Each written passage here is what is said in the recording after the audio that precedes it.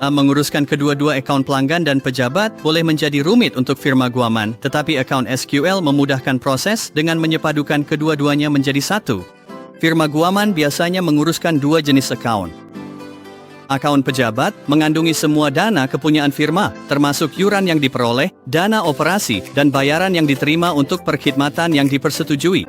Akaun pelanggan memegang deposit yang dibuat oleh pelanggan yang diuruskan oleh firma guaman bagi pihak mereka.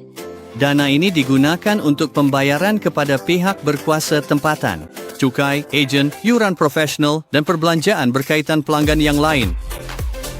Dana pelanggan mesti disimpan berasingan daripada akaun pejabat untuk memastikan pengurusan kewangan yang betul. Akaun SQL memudahkan pengurusan akaun dengan menggabungkan akaun pelanggan dan pejabat ke dalam satu sistem yang lebih teratur menggunakan deposit pelanggan. Deposit pelanggan boleh digunakan dalam dua senario utama. Pembayaran pelanggan, gunakan deposit untuk melunaskan invoice setelah perkhidmatan diberikan, sekaligus mengurangkan baki tertunggak.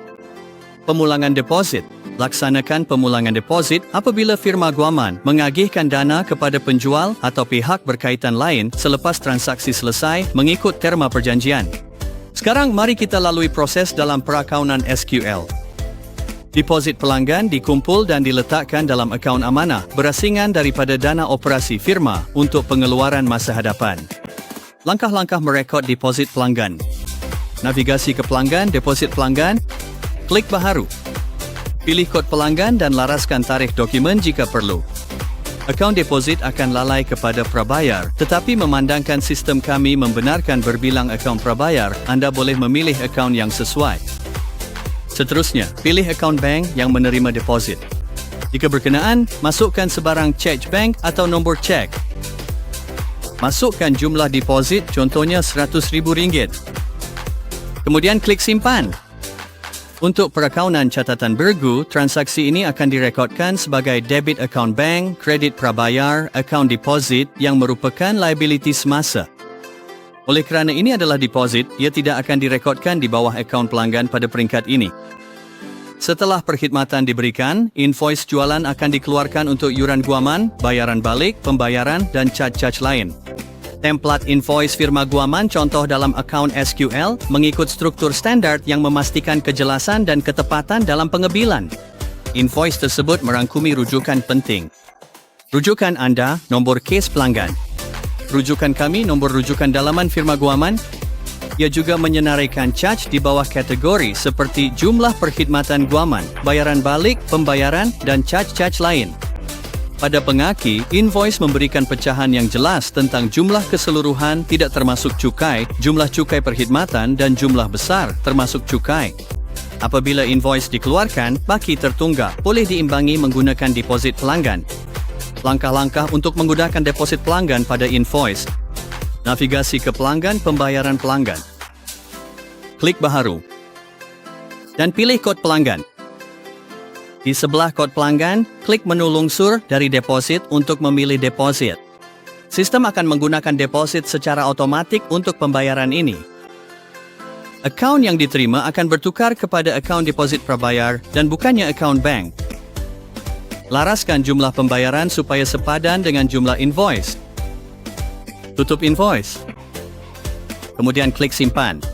Untuk perakaunan catatan 2 kali, urus niaga akan direkodkan sebagai debit, akaun deposit prabayaran, iaitu liability semasa, kredit, akaun kawalan pelanggan. Menggunakan bayaran balik deposit apabila firma guaman menyebarkan dana kepada penjual atau pihak lain yang berkaitan selepas transaksi selesai, mengikut syarat perjanjian. Langkah-langkah untuk memproses bayaran balik deposit. Navigasi ke pelanggan, deposit pelanggan, dan buka entry deposit. Pastikan ia berada dalam mod simpan, kemudian klik tanda tambah di bahagian bawah. Pilih bayaran balik deposit. Jumlah maksimum yang boleh dikembalikan akan dipaparkan.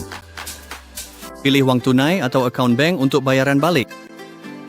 Masukkan jumlah bayaran balik yang boleh berupa bayaran balik separa atau penuh. Pilih kawasan projek dan ejen jika berkenaan dan masukkan nombor cek jika perlu. Klik OK untuk menyimpan. Untuk perakaunan catatan bergu, transaksi akan direkodkan sebagai debit, akaun deposit prabayaran. Kredit, akaun bank.